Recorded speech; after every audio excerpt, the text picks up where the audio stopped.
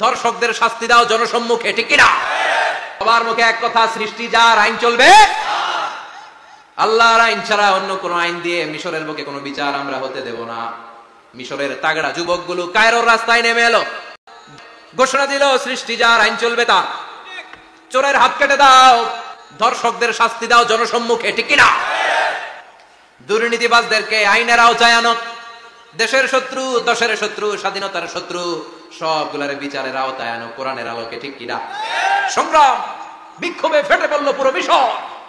এই বিক্ষোভে টালমাটাল সরকার। জামাল আব্দুল নাসের কোন উপায় অন্তর না পেয়ে এই তাফসীর কারক, এই মুফাসসিরে কোরআনকে জেলের ভিতরে পড়ছে।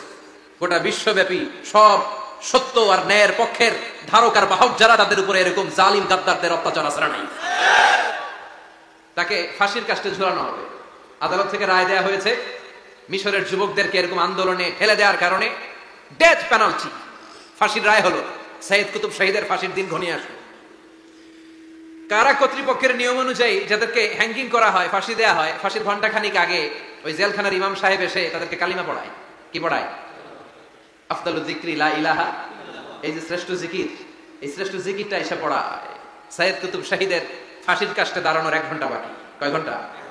In the mean time jail কোডের নিয়ম অনুযায়ী জেলখানার ইমাম সাহেব চলে এসেছে। এসে বললেন, সাইয়েদ কুতুব শহীদ, আমি আপনার কালিমা পড়াতে এসেছি, পড়েন লা ইলাহা ইল্লাল্লাহ। সাইয়েদ কুতুব শহীদ বললেন, তুই আমার কালিমা শিখাইস না, তোর কাছ থেকে আমার কালিমা শিখতে হবে না।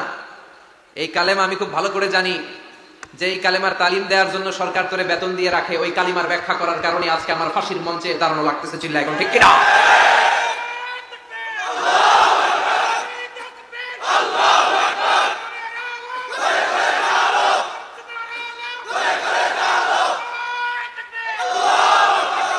একই কালেমার তালিম তুমি দাও, তোমার টাকার বান্ডিল দেয়, আর ওই কালেমার এক্সপ্লেনেশন ব্যাখ্যা আমি সমাজে দিয়েছি, তাই আমার ফাঁসি দেয়। তার মানে তোর কালেমা আমার কালেমা দুইটা আলাদা কালেমা, তোর কালেমা আমার কালেমা এক কালেমা না। চিল্লা এখন, ঠিক কিনা? তার মানে কালেমায় আর কালেমায় পার্থক্য আছে না নাই? ইমানে ইমানে পার্থক্য আছে না নাই? যে ইমানে প্রয়োজনে জ্বলে ওঠে না,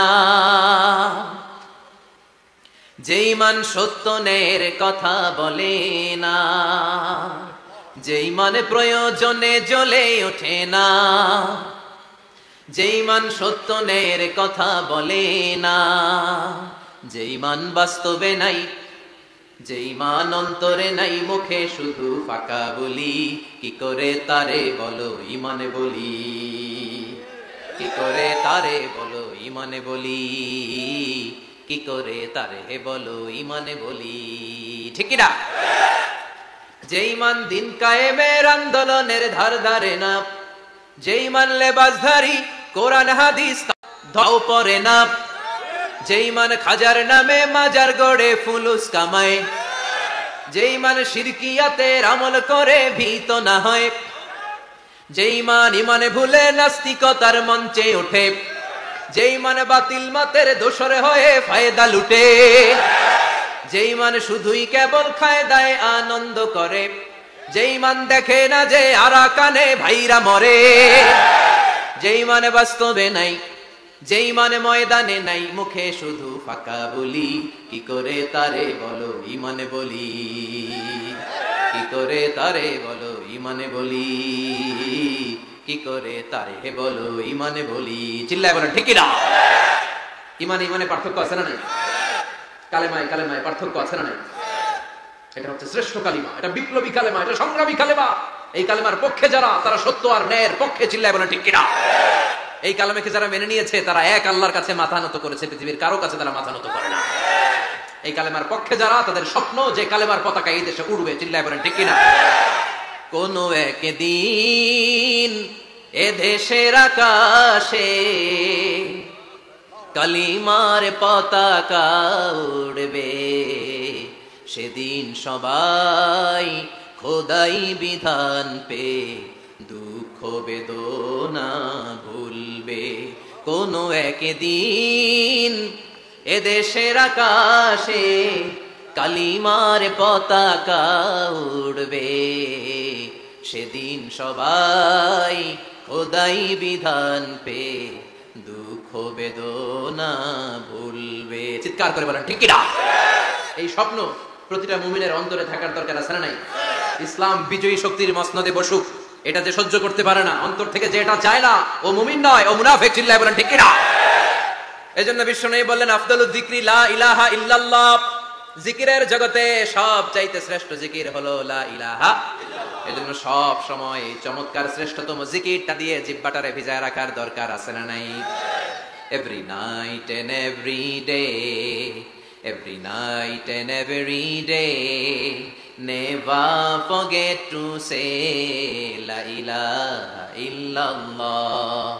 Never forget to say la ilaha illallah. Never forget to say la ilaha illallah. When you're walking down the street, use your time and repeat and say in every heartbeat la ilaha illallah.